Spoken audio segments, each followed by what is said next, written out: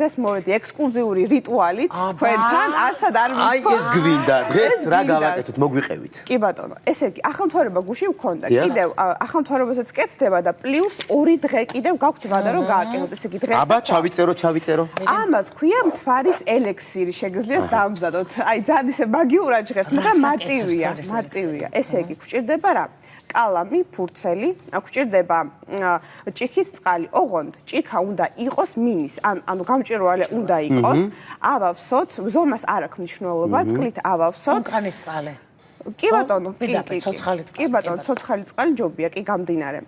და ესე იგი რომ ავავსებთ, ფურცელზე ჩამოვწერთ თქვენ სურვილებს რა გინდათ და არ ხართ შეზღუდული, ანუ შეგიძლიათ პირადი ბედნიერებაც მოითხოვოთ, მატერიალური კეთილდღეობა, ჯანმრთელობა, მოცილება ნეგატივის მტრების და ასე შემდეგ, ეს ყველაფერი შეგიძლიათ რომ ჩამოწეროთ.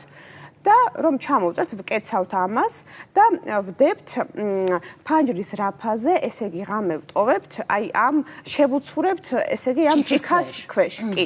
და მთელი ღამე ვტოვებთ. ნუ უმჯობესია ეხა თუ ისეთ ადგილას გაქვთ ფანჯარა, რომ თან მთვარე უყურებდეს, მაგრამ თუ არ გაქვთ, არ არის პრობლემა. მთვარის შუქი და მთვარის ენერგია მთელი ღამე შეაღწევს მაინც ამ წყალში. ღამე ვტოვებთ და დილით უზმოზე გვჭირდება რომ დავლიოთ ბოლომდე. ოღონდ ვაკეთებთ რას? მადლიერება.